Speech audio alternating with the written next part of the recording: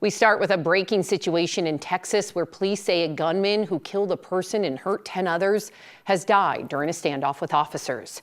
He had been locked in a standoff for hours in a building in Midland, Texas, and police say the shootings happened in one part of the city before ending up near a veterinary hospital.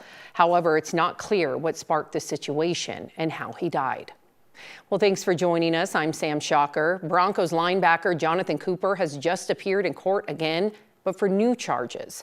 He was arrested last night for a second time in a week. Cooper is accused of violating a protection order related to his initial arrest late last Thursday night. Cooper faces 4 new charges, 2 for assault, including strangulation, with 1 for harassment and 1 for violating the protection order against him. The new assault charge came after further investigation into a dispute between Cooper and his girlfriend. Court documents show that stemmed from an alleged argument over cheating claims that led to a physical struggle. The new charges were entered after he was accused of texting her Thursday, then visiting her home, which prosecutors allege amounted to harassment. A judge today prohibited Cooper from any further contact with his girlfriend, who is also facing a criminal mischief charge as a result of the original incident. He'll be scheduled to be back in court July 6th. An accidental fire that broke out at a home in Aurora this morning has displaced 10 people. Crews were putting water on the fire at around 5:30 a.m. Burn damage was mostly evident on the back of the home on Ivory Circle, that's near Chambers and Smoky Hill. Fire investigators determined it was an accidental smoking fire, meaning someone likely did not properly throw away an item such as a cigarette. The heat and drought conditions are also keeping firefighters across Colorado busy. Yesterday, 2 fires broke out in Fort Collins within minutes of each other. Sky 9 caught both, sending up plumes of smoke. There are no reports of any damage or injuries from either fire. And the first call came in at around 5:15 for a fire behind Fort Fun. That was named the Mulberry Fire, which crews were still working that fire. Multiple callers reported the second fire near Lee Martinez Park.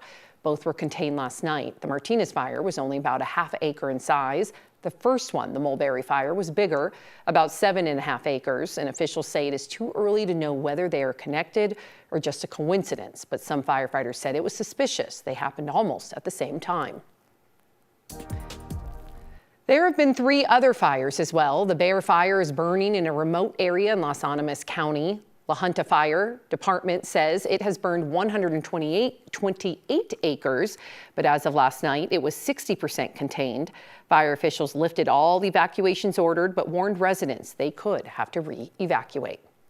And then let's talk about the Spring Creek Fire. It has been burning in Eagle County. This is near Pitkin County line, and this has been burning since Tuesday. Eagle County emergency leaders say it has burned about 20 acres, but about 90 firefighters have been able to contain 20% of it.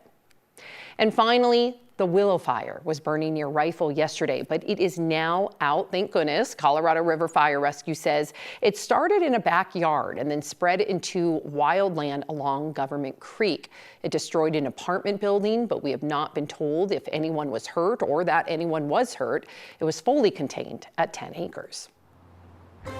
Well, we have meteorologist Jaden Knowles here with us now in the backyard. And Jaden, the heat returns today, but some relief is on the way, especially for those current fires and those firefighters, right? Hey, that's right, Sam. You know, I'm standing outside right now. It is hot. You know, I got a whole suit on. Earlier this morning, about an hour ago, I was standing in the shade, so it felt really nice. But this sun is beaming. And yeah, I'm starting to sweat just a tad bit. So let's go through this forecast. We're talking about the low to mid 80s as of right now, 82 degrees here in the backyard, and we are not done warming up just quite yet. There's that red flag warning for the western slope. Noticing we are expecting some breezy and gusty conditions at times. Luckily, we're not included with that across the metro area, but what we are included with is that air quality alert. So if you have asthma or just respiratory issues, you might want to limit time outdoors this afternoon. Next 12 hours, temperature is still getting hot. Like Nelly says, it's getting hot in here. 92 degrees by this afternoon is what's in my forecast. But luckily, there is some signs of relief as we head into this weekend. Could be talking about some cooler temperatures and, yeah, maybe even some precipitation. We'll talk about that more in detail later on in the show. Okay. Sam? All right, Jaden, thank you. And unfortunately, pine beetles could increase our fire threat. A new report from the State Forest Service found the pine beetle outbreak increased nearly 150% across 9 Front Range counties. The dry conditions make trees more vulnerable to the pests, and the more trees they kill, the more wildfire fuel they leave behind. This caused for alarm only because of its position around high traffic corridors and, of course, where people live, where there's a lot of infrastructure, right? Life, property, and, of course, egress issues when we're thinking about fire, but also some of our water resources are all located in these areas as well. And there is a bigger issue with all kinds of bugs that eat our trees, not just this one species of pine beetle. In fact, the governor even launched a task force this past winter to figure out how to tackle the problem in our state. So we may have fires popping up in a statewide drought emergency, but Aurora Fire Rescue has given the okay for the use and purchase of certain types of fireworks. The agency sets some rules to follow, so fireworks that leave the ground or explode still cannot be used. So no items like the Roman candles and the cherry bombs, mortars. The brief pause on the restrictions only runs between June 15th and July 4th. Xcel wants to raise electric rates, and if it gets the okay, it would be one of the biggest hikes in Colorado history. The hearing process for the request began yesterday. State regulators can approve, change, or reject the proposed rate hike later this summer. Xcel says it needs to raise rates to pay for grid upgrades, reliability, and other infrastructure, but consumer advocates argue customers are already paying too much.